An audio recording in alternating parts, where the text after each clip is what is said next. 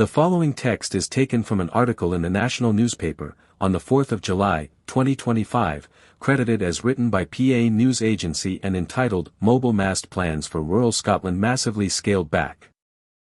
A project to install more than 250 mobile masts in rural Scotland has been massively scaled back following pressure from business and nature groups.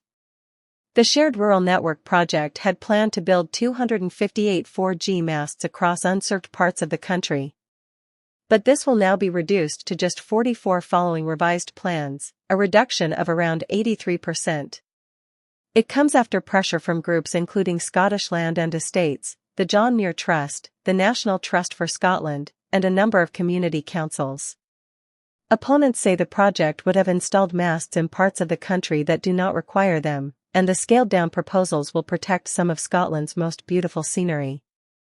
Anna Gardner, Senior Policy Advisor at Scottish Land and Estates, said, "We are delighted that the government has listened to our concerns and has scaled back the number of masts to be built in areas where they simply were not needed.